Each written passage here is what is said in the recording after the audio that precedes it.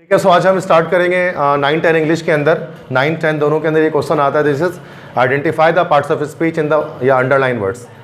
कि section B के अंदर एक क्वेश्चन होता है, ये आपके पास सेक्शन बी के अंदर कि आपके पास एक सेंटेंस लिखा होता है, उसके अंदर अंडरलाइन वर्ड्स होते हैं और आपको बताना होता है कि अदर वो नाउन है, प्रोनाउन है, एडजेक्टिव है, वर्ब है, एडवर्ब है, प्रेपोजिशन है, इंटरजेक्शन है, कंजंक्शन है, वो क्या चीज़ है।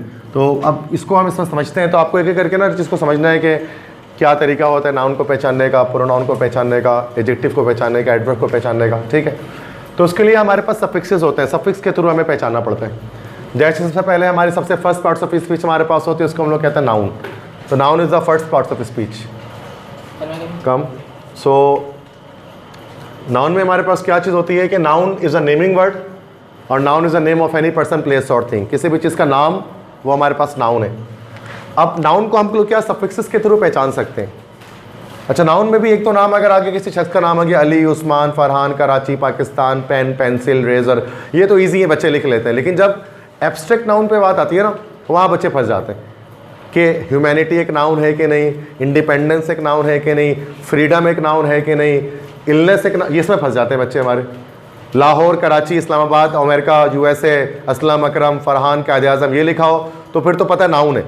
ह्यूमैनिटी नाउन है कि नहीं, इसमें परेशान होते हैं, जैसे आप लोग भी होते थे शुरू के टेस्ट में। तो अब क्या होता है कि नाउन एक नेमिंग वर्ड है और नाउन क्या है, नाम है किसी शख्स का, जगह का, चीज़ का। और एब्स्ट्रैक्ट नाउन जो उसके अंदर होते हैं ना, नाउन को पहचानने का तरीका ये होता है, जो मुश्किल जो वर्ड्स आते हैं उनको पहचानने का तरीका ये होता है कि उनके सफिक्सेस आप देख लें। कुछ सफिक्स होते हैं जो नाउन के लिए ख़ास हैं, जो मैंने 1, 2, 3, 4, 5 और 5 10 सफिक्स मैंने यहाँ पर डाल दिए। सफिक्स किसे कहते हैं? सफिक्स कहा जाता है जो जुमले के एंड में वर्ड्स आ रहे होते हैं ना, किसी भी वर्ड के एंड में जो part of word, portion of word आ रहा होता है, उसको हम लोग सफिक्स कहते हैं। तो सफिक्स के थ्रू नाउन को पहचाना जा सकता है।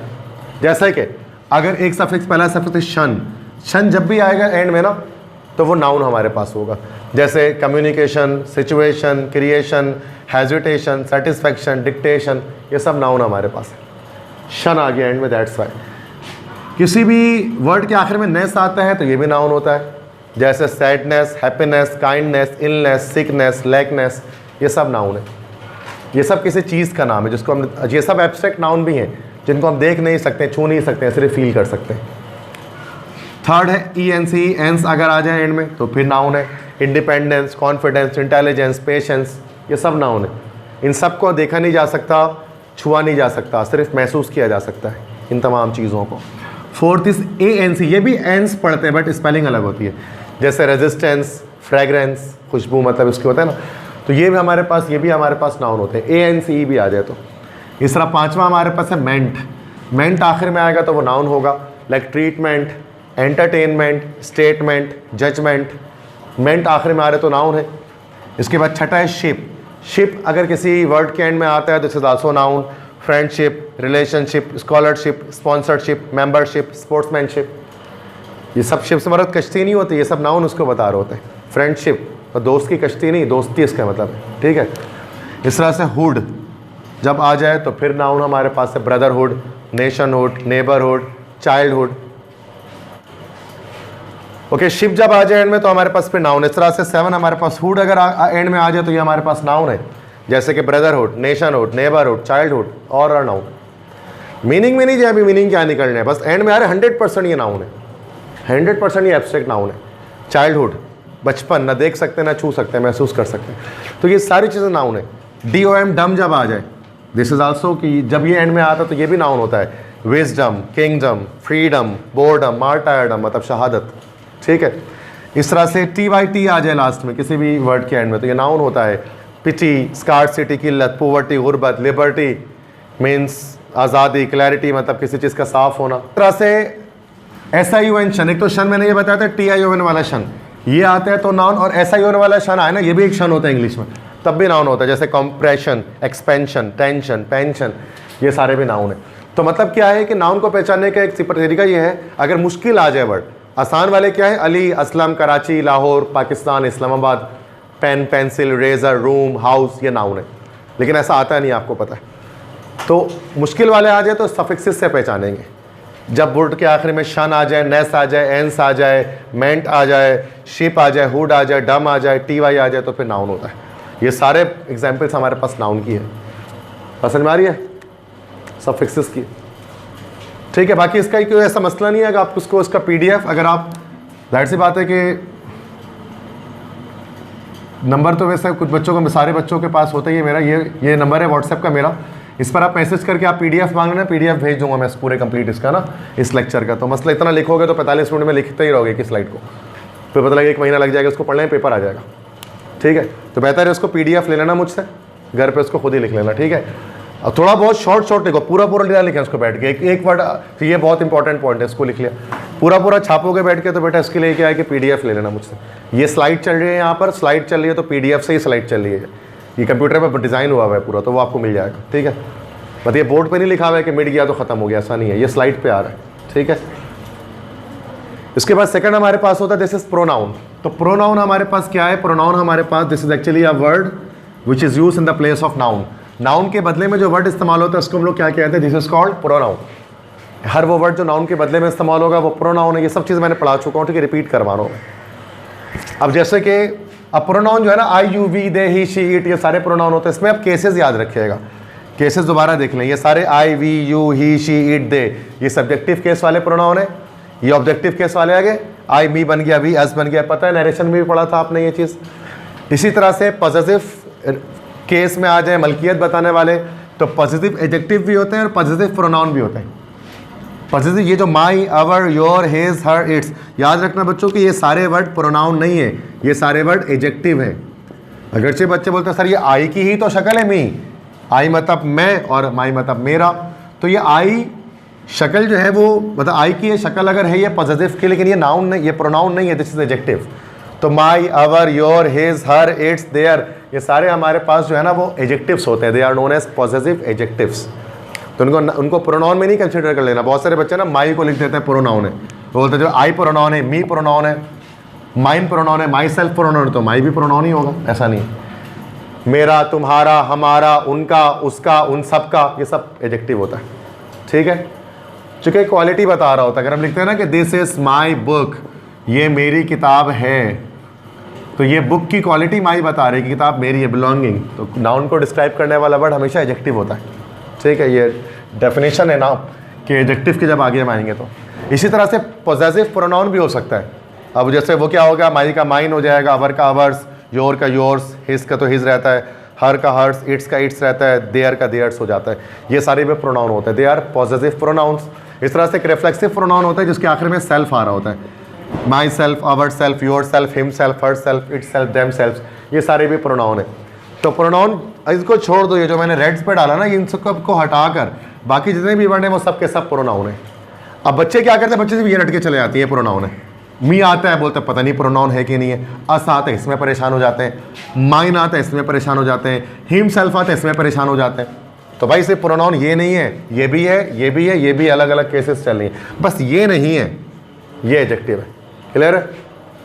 समझ में आ गई बात? उसकी डिटेल में नहीं जा रहा मैं, समझ में आ गई बात क्या करना चाह रहा हूँ। तो प्रोनाउन ये सारे वर्ड हैं, इनको हटाकर, एडजेक्टिव को हटाकर ये सारे वर्ड हमारे पास प्रोनाउन होते हैं। इसकी यूजेज में नहीं जा रहे बेटा, इसका इस्तेमाल हमने सीख लिया, सब कुछ कर लिया। माई क्या होता है, आई का भी इस्तेमाल करते हैं, वी का भी इस्तेमाल करते हैं, सब नरेशन टेंसेस वगैरह बनाए हमने, बहुत सारे ट्रांसलेशन किए हैं, अक्सर ये सब कर लिया हमने, ठीक है। समझ में आ गई बात यहाँ तक? इसके बाद थर्ड हमारे पास होता है this is called adjective. Adjective क्या? एडजेक्टिव को भी हम सफिक्सेस से पहचानते हैं। अच्छा, प्रोनाउन में सफिक्स का तरीका नहीं है पहचानने का कोई, बस वो एग्जैक्ट वर्ड्स हैं वो याद रखने होते हैं। एडजेक्टिव जब आते हैं तो फिर सफिक्स की बात आती है। एडजेक्टिव एक ऐसा वर्ड होता है जो क्या करता है, विच डिस्क्राइब्स अ नाउन, जो नाउन को डिस्क्राइब करता है, नाउन के मायने को बढ़ाता है, नाउन की मीनिंग को इंक्रीज करता है, इसको हम लोग बोलते हैं एडजेक्टिव। अब एडजेक्टिव्स को भी हम लोग क्या कर सकते हैं, इसके सफिक्सेस से पहचान सकते हैं। 1 2 3 4 5 6 7 8, जैसे मैंने बताया नाउन के मैंने बताए थे कि 10 सफिक्सेस थे, इसके 8 सफिक्सेस हैं। किसी भी वर्ड के एंड में ये आ जाएगा तो 100% वो एडजेक्टिव होगा, वो नाउन कभी नहीं हो सकता। जैसे कि फुल अगर आ जाए 100% एडजेक्टिव है। Beauty, colourful, respectful, useful, beautiful, careful, hopeful, all are the adjectives. Less आ जाए तो भी एडजेक्टिव है। Colourless, useless, careless, hopeless, mannerless, sleeveless, ये सब एडजेक्टिव है। OUS अस आ जाए तो एडजेक्टिव है। Famous, furious, curious, marvellous, gorgeous, glorious, ये सारे के सारे एडजेक्टिव्स हैं। कल आ जाए CL, कल, एडजेक्टिव्स होते हैं। फिजिकल, बायोलॉजिकल, एनालिटिकल, केमिकल, ठीक है, एडजेक्टिव्स है। इक आ जाए तो एडजेक्टिव होगा। Horrific, tragic, terrific, fantastic, alcoholic, ये सारे के सारे एडजेक्टिव्स हैं। आईवी इव आ जाए तो एडजेक्टिव होगा। Positive, negative, affirmative, negative, interrogative, selective, ये सारे वर्ड्स एडजेक्टिव्स होते हैं। इव आ रहा है ना, आई वी ई आ रहा है, सबके आखिर में देखो आई वी ई आ रहा है। एबल आ जाए एंड में तो एडजेक्टिव है। Honourable, respectable, available, able, doable, curable, adorable, बहुत सारे होते हैं वर्ड। इसके अलावा आप निकाल सकते हैं, आपके जहन में आ रहा होगा, यकीनन आ रहा होगा, तो वो भी हैं। ईटीसी है सबके साथ। सही बात है ना भाई, सिर्फ इतने ही वर्ड नहीं जिसके आखिर में फूल आता है, और भी होते हैं। आपके जहन में आ रहे होंगे ऐसे वर्ड्स, तो आप ऐड कर सकते हो। मतलब आपको याद करने की जरूरत नहीं है, आपको सफिक्स याद रखना है, वो तो खुद ब खुद आ जाएगा जहन में। ये थोड़ी ना आप बैठ के ये रखते रहोगे, बैठ के इतना टाइम किसके पास फालतू है, ये नहीं याद करना, आपको सफिक्सेस याद करने हैं, जस्ट ओनली। एग्जाम्पल याद क्यों कर रहे हो, वो तो आपको खुद बना सकते हो। तो मतलब आपको ऐसे 3-4 वर्ड नहीं पता इसके आखिर में लेस आता है, सबको पता है, पढ़ा हुआ है। मतलब अभी आपको लगेगा सर मुझे इंग्लिश नहीं आती, बट जहन पे जोर दोगे तो 100% 3-4 वर्ड आ जाएगा। तो ये बचपन से मन से पढ़ते ही आ रहे हैं ना यार, कोई पहली बार तो नहीं बैठ रहे पढ़ने के लिए। इस तरह से सम आ गया अगर किसी भी एंड में किसी भी वर्ड के, तो भी वो एडजेक्टिव होता है। जैसे कि हैंडसम हो गया, फेयरसम, ऑसम, ग्रूसम, टायरसम, ये सारे हमारे पास एडजेक्टिव्स होते हैं। तो ये सब के सब क्वालिटी शोइंग वर्ड है। तो 8 मैंने आपको बता दिए, फुल, लेस, अस, कल, इस तरह से एक, इव, एबल, सम, ये आ जाए तो फिर हमारे क्या होते हैं, एडजेक्टिव्स होते हैं। बस समझ में आ गई, समझ में आ रही है? बस सफिक्सेस हैं एडजेक्टिव्स के लिए, ठीक है।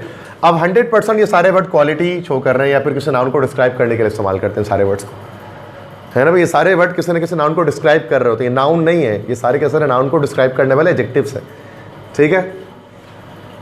अब इसके बाद कुछ मैंने अलग से लगाया ना, जो जिनको हम सफिक्स से नहीं पहचान सकते लेकिन वो होते हैं एडजेक्टिव ही हैं। जैसे नाउन में हमेशा सफिक्स नहीं आता, मेरा नाम नसीम है, नसीम में तो कोई सफिक्स नहीं आ रहा, लेकिन ये नाउन है। इसका नाम अब्दुल राफे है, अब्दुल राफे में तो कोई सफिक्स नहीं आ रहा कि सर शन, मेंट, लेकिन वो भी नाउन है, क्योंकि वो बेसिक वाला नाउन है। इसी तरह कुछ बेसिक एडजेक्टिव्स भी हमारे पास होते हैं, वो भी ज़हन में रखो, ठीक है। ये मुश्किल वाले तो हो गए, अब आसान वाले। कलर जितने भी होते हैं वो सारे एडजेक्टिव्स होते हैं, red, green, blue, yellow, orange, red, सारे कलर्स एडजेक्टिव हैं। प्रॉपर एडजेक्टिव मैंने आपको बताया था, जो क्या होते हैं, किसी कंट्री के नाम के साथ होते हैं, Pakistani, American, Indian, British, English, Canadian, Norwegian, Dutch, याद है ये सब? ये सब तो कुछ मैंने बना दिए, बाकी का आपने कॉपीज़ में लिखे हैं अक्सर बहुत सारे कंट्रीज़ के। तो Pakistani, Indian, American, English, Canadian, ये सब प्रॉपर एडजेक्टिव हैं, ये सारे एडजेक्टिव्स होते हैं। डेमोन्स्ट्रेटिव एडजेक्टिव्स होते हैं, जो 4 होते हैं हमारे पास, जो इशारा करने के लिए यूज़ करते हैं, दिस, दैट, दिस, तो बस ये 4 होते हैं। ये भी सारे एडजेक्टिव्स हैं, ये, वो, ये सब, वो सब। This is my book, these are your books, that is a pen, those are markers, होता ही है। तो ये भी हमारे पास डिमॉन्स्ट्रेटिव एडजेक्टिव्स कहलाते हैं, डिमॉन्स्ट्रेशन करने के लिए, इशारा करने के लिए इस्तेमाल करते हैं। उसके बाद कुछ आर्टिकल भी मैंने बताया था, एडजेक्टिव की ही एक सब टाइप है। आर्टिकल भी असल में एडजेक्टिव होता है, AND, तो ये भी जब आएगा तो हम कहेंगे this is actually an adjective. Article भी लिख सकते हैं वैसे, बट एडजेक्टिव की टाइप होती है आर्टिकल, अलग से कोई पार्ट्स ऑफ स्पीच नहीं है, ठीक है। तो बहुत सारे बच्चे इसमें भी कंफ्यूज होते हैं, तो क्योंकि ये सब पता नहीं होता ना किसी को, फिर बोलते हैं सर ये वाला सवाल नहीं आता, सर मुझे पता नहीं कैसे पार्ट्स ऑफ स्पीच पता लगता है। तो ये ऐसे पता लगता है, मेहनत करनी पड़ती है तो पता लगता है, ऐसे थोड़ी ना कि यार हाँ वो रट के आ गया, अगर कोई रटा हुआ आ गया तो आ गया, नसीब है एक आंख, लेकिन सारे थोड़ी ना आएंगे। तो वो तो यही है कि आपको समझना पड़ेगा। तो आपको क्या सफिक्सेस याद कर लेना है, साथ में ये भी चीज़ें याद कर लेनी है कि एडजेक्टिव्स क्या क्या होते हैं हमारे पास। डेफिनेशन मैंने ऊपर डाल दी कि एडजेक्टिव एक ऐसा वर्ड होता है जो नाउन को डिस्क्राइब करता है, बट आपको पता है कि डेफिनेशन से कोई फायदा नहीं होता है। डेफिनेशन आ गई, आपको कोई फायदा नहीं, आप नहीं कर सकते हैं उससे, या फिर आप उस क्वेश्चन सॉल्व। डेफिनेशन सबको याद है 8 के 8 पर, लेकिन जब आइडेंटिफाई वाले सवाल में आता है तो फंस जाता है, क्योंकि डेफिनेशन तो एक लाइन डट दी होती है ना, ये सब थोड़ी तरह से हमने याद किया होता है। तो हमें सफिक्सेस याद करने हैं, वो सफिक्सेस याद करेंगे तो क्या होगा कि हमें पता लग जाएगा कि एडजेक्टिव कौन से। तो नाउन के सफिक्सेस अलग है और एडजेक्टिव के आप देख सकते हो अलग है, कोई भी इसमें उन 10 में से नहीं आ रहा जो मैंने पीछे आपको बताया। और इनमें भी और भी एग्जाम्पल्स हो सकते हैं, जैसे नाउन में बहुत सारे एग्जाम्पल और हो सकती थी, वो अपनी तरफ से ऐड कर सकते हैं। तो मसला एक कलर में भी ऐड किया जा सकता है, प्रॉपर एडजेक्टिव में ऐड हो सकता है, डिमॉन्स्ट्रेटिव बस ये 4 ही, आर्टिकल बस वो 3 ही है। आर्टिकल में ऐड नहीं हो सकता, डिमॉन्स्ट्रेटिव एडजेक्टिव ऐड नहीं हो सकता, बट ये आप उसको और भी ज़्यादा कर सकते हैं। रेनबो में ही 7 कलर आ जाते हैं यार, तो ऐसे ही हो जाता है, वाइब प्योर कलर जो होते हैं, सही है। नहीं गर्ल्स की तरफ तो कलर और बहुत सारे मतलब आ जाते हैं, मतलब बॉयज़ तो सिर्फ एक कहते हैं ना कि भाई ब्लू है, बस खत्म, किस कलर का ब्लू है। अब गर्ल्स बोलेंगे नहीं ब्लू नहीं है, अब उनका ब्लू अलग अलग शेड पे, royal blue, navy blue, dark blue, sky blue, Persian blue, sea blue, अब बोलो इतने सारे कौन से ब्लू है। मतलब अब हम लड़के बॉयज़ कहते ग्रीन, ख़त्म, ग्रीन है बस। आप गर्ल्स बोलेंगे green, light green, parrot green, dark green, bright green, parrot green, अब कितने सारे ग्रीन है। और गर्ल्स को पता भी होता है सी ग्रीन, उनको पता भी होता है ये वाला ये कलर है। बॉयज़ बोलते हैं बस ये ग्रीन ही है बस, हमको क्या पता कौन सा ग्रीन है। गर्ल्स नहीं, ये ग्रीन का ये वाला शेड है। तो मतलब बॉयज़ को इसमें इतना इंटरेस्ट नहीं होता ना कलर्स वगैरह में इतना खास। हम लोग बोलते हैं शर्ट लेना, लाल ले लो, पीला ले लो, नीला ले लो, इस कलर का कुछ शर्ट आ जाएगा बस। अब लेकिन गर्ल्स में नहीं, वो इसमें ब्लू में भी 36 शेड है, नेवी ब्लू है ना, इस तरह से। तो अब तुम लोग को तो मसला नहीं पड़ा, तुम लोग तो पूरा खजाना डाल सकते हो कलर का इसके अंदर। मतलब बॉयज़ तो 4-5 और ऐड कर लेंगे उसके अंदर। अब मेजेंटा कलर बोलोगे ना गर्ल्स को, तो गर्ल्स को पता है मेजेंटा कलर क्या है। बॉयज़ बोलेंगे ये मेजेंटा भी कोई कलर होता है, ये भी कोई कलर है, तो मर्जेंडा जिसको बोलते हैं, ठीक है। तो सिंपल सी बात है ना, कलर्स बहुत सारे होते हैं, वो कपड़ों में डिफरेंट कलर्स आ रहे होते हैं, दैट्स क्लियर है।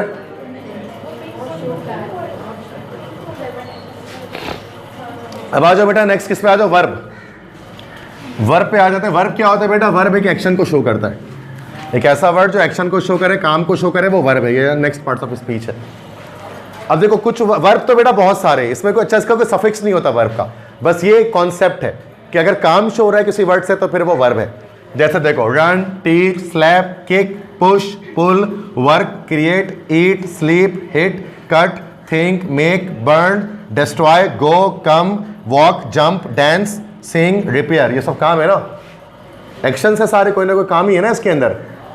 भागना, पढ़ाना, थप्पड़ मारना, लात मारना, धक्का देना, खींचना, काम करना, कुछ चीज़ बनाना, खाना, सोना, मारना, काटना, और सोचना, बनाना, जलाना, तबाह करना, जाना, आना, और ये चलना, उछलना, रक्स करना, और ये गाना और मुरम्मत करना, काम ही है ना ये कोई ना कोई।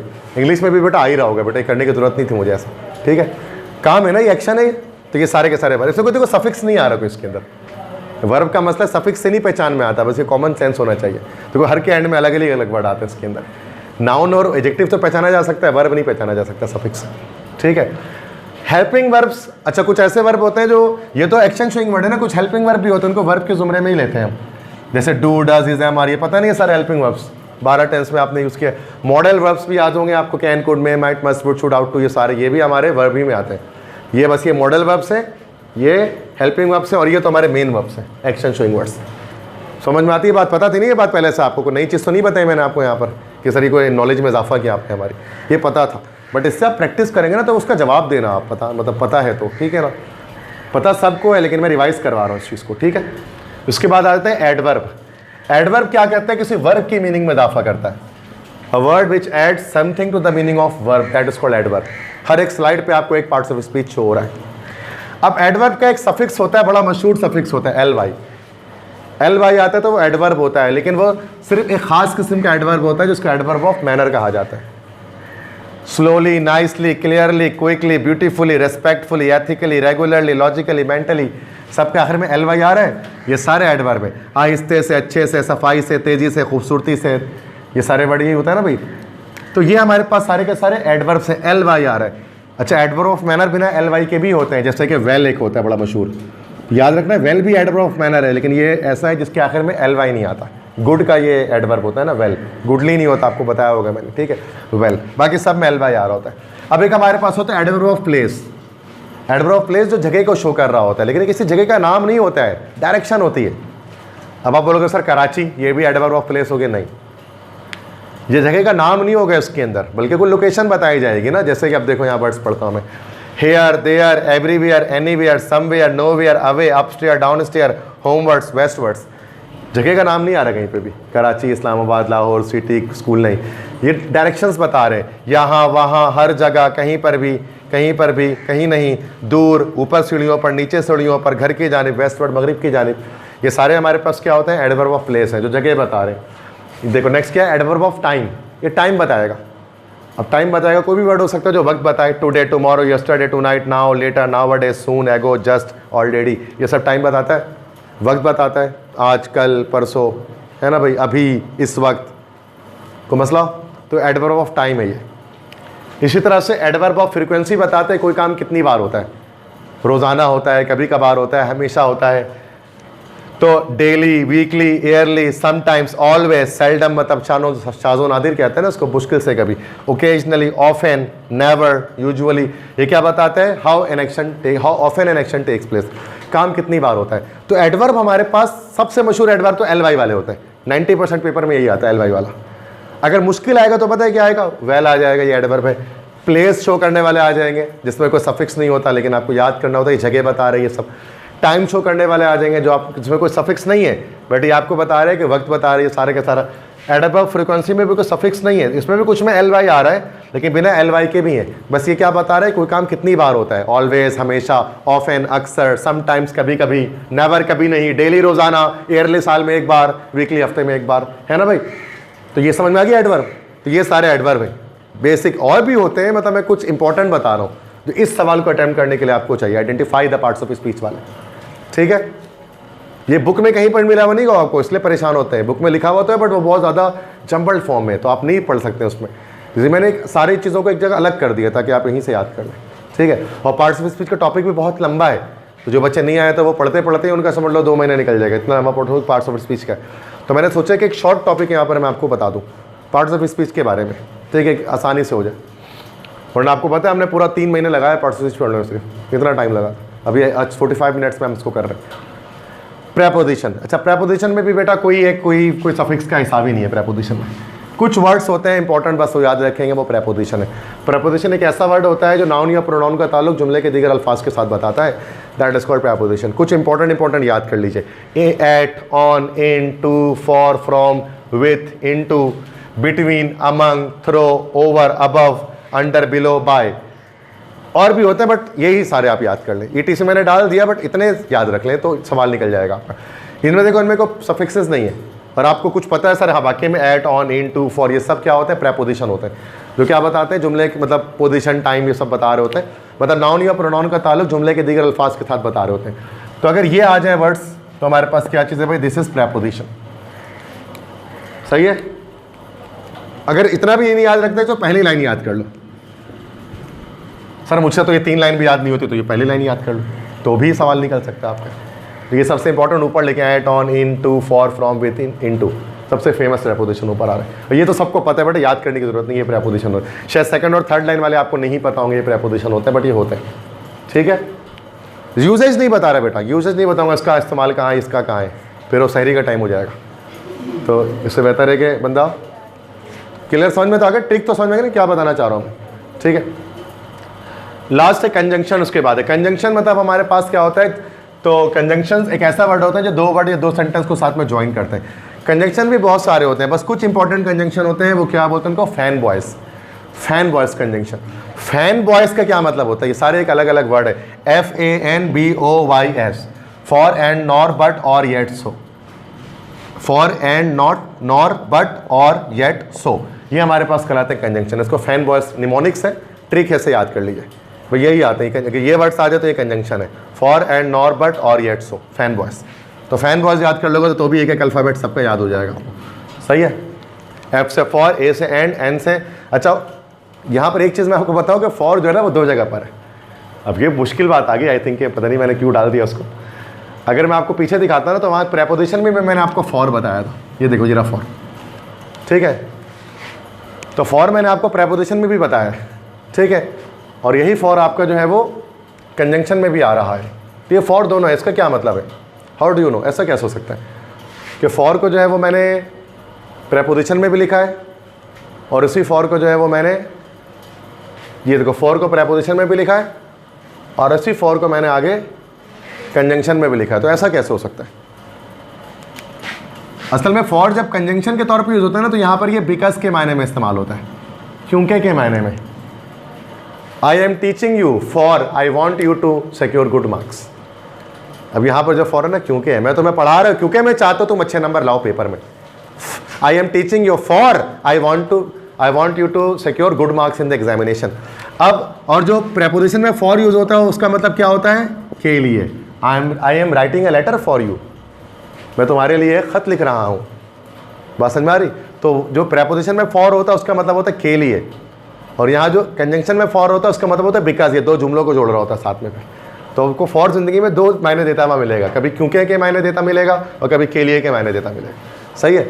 तो फॉर एक प्रेपोजिशन भी इंग्लिश लैंग्वेज में और फॉर एक कंजंक्शन भी है, और ये थोड़ी कंफ्यूजिंग चीज़ होती है जो बच्चों को परेशान करती है। सही है। इसके बाद लास्ट तो इंटरजेक्शन है, बहुत आसान। इंटरजेक्शन बचाने का बड़ा सिंपल तरीका है, इसके लास्ट में एक साइन ऑफ एक्सक्लेमेशन मौजूद होता है। कोई भी ऐसा वर्ड जिसके आखिर में उल्टा आई लगा हुआ है वो इंटरजेक्शन है। अब मैंने कुछ लिख दिया, हुर्रा, याहू, वाओ, अलास, ओह, ब्रावो, आहा, ये सारे हमारे पास क्या है? इंटरजेक्शन है। क्यों इंटरजेक्शन है सारे ये?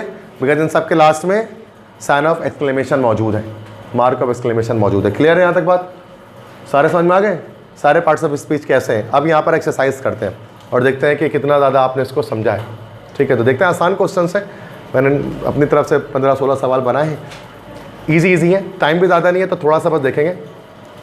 सोच के जवाब देना, ऐसे नहीं जल्दी गिनती के सवाल डालें, कोई 100-50 सवाल नहीं डालें, 15-20 ही हैं। तो फर्स्ट है आई एम योर टीचर। अब यहाँ पर योर में आप देख सकते हैं अंडरलाइन है। ये योर क्या है? Noun, pronoun, adjective, verb, adverb, preposition, interjection, conjunction क्या है? कोई बता सकता है? यही गलत कर दिया आपने, पहले ही गलत कर दिया। ये एडजेक्टिव है। मैंने आपको बताया था यू तो प्रोनाउन है, लेकिन योर प्रोनाउन नहीं है, योर एक एडजेक्टिव है। असल में पॉजिटिव एडजेक्टिव इसको हम कहते हैं। पहले ही गलत कर दिया, तो क्या फ़ायदा इतना पढ़ाने का? पॉजिटिव एडजेक्टिव है ये। My, your, our, his, her. Second, the teachers teaches us with confidence. ये कॉन्फिडेंस क्या है यहाँ पर? नाउन है। एंस आ गया ना, तो बिल्कुल, तो ये हमारा नाउन हो गया। सही। I go to school daily. To क्या है यहाँ पर? यस, सही बताइए आपने, preposition. She write slowly. Adverb, L Y आ गया, एडवर्ब ऑफ मैनर आ गया, दिस इज एडवर्ब। सही। Fifth, I will wait for you there. मैं वहां तुम्हारा इंतजार करूंगा। एडवर्ब है, एडवर्ब ऑफ प्लेस, वहां। एडजेक्टिव कैसे? एडजेक्टिव को लोकेशन थोड़ी ना शो करता है, प्लेस ऑफ एक्शन के बारे में एडवर्ब ऑफ प्लेस बताता है। देयर, हेयर, देयर दोनों एडवर्ब होते हैं। 6, the mason made this house yesterday. Yes, demonstrative adjective बताया था, बिल्कुल सही एडजेक्टिव है। दिस, दैट, दिस, दोस, चारों ऑब्जेक्टिव्स होते हैं। Karachi is the biggest city of the Pakistan. Biggest adjective है, चूंकि ये क्वालिटी शोइंग वर्ड है। बिग, बिगर, बिगेस्ट, सुपरलेटिव डिग्री। समझ में आ गया सबको? और देखते हैं। तो ये तो कुछ 7 सवाल मैंने करा, ये न्यू सवाल है, कोई 10 ईयर के नहीं है, ऐसे ही मैं करा रहा हूँ। नेक्स्ट देखो, yahoo, I have pass the examination. तो याहू क्या है? ये इंटरजेक्शन है, बिल्कुल सही, this is interjection. Ali and Usama are coming with me now. Conjunction, and आ गया, फैन बॉयज, बिल्कुल सही। तस्मै, we waited for them impatiently. Waited verb, बिल्कुल काम शो हो रहा है। 11th है, the wise man will advise us tonight. This is pronoun, yes, this is pronoun, us आ गया। 12th, these books were stolen by him. Verb steal की third form लगी हुई है। He has just went upstairs. Adverb of place, बिल्कुल सही, adverb आ गया। Upstair, downstair दोनों होते हैं। He was a handsome man. Adjective, क्योंकि सम आ गया, एक सफिक्स आ गया। समझ में आ गया सबको? बस ये इसका PDF ले लेना, इसका लेक्चर भी मैं रात 9, साढ़े 9, 10 तक अपलोड हो जाएगा ये, तो उसमें आप वहाँ से दोबारा से भी इसको रिकॉल कर सकते हैं। बाकी PDF मैं आपको दे दूंगा। तो यही नंबर आपके पास 0300-215-2272। तो इस पर व्हाट्सएप करोगे ना मैसेज, कुछ बच्चों के नंबर तो है मेरे पास, व्हाट्सएप करोगे तो फिर मैं आपको भेज दूंगा। ठीक है, तो ये चीज़ है। नेम बता देना अपना, तो ये स्टिलाइट्स में भेज दूंगा। इससे क्या होगा, आपका 100% सवाल निकल जाएगा। जिसमें बच्चे परेशान होते हैं ना कि identify the parts of speech, क्योंकि रट्टा नहीं है बेटा, फुल कॉन्सेप्ट है ये वाला लेक्चर। इसमें याद नहीं कर सकते कि 2022 का 5 याद कर लिया तो आ जाएगा, एक क्या पता एक भी ना आए उसमें से। सही, क्लियर, समझ में आ गई बात सब?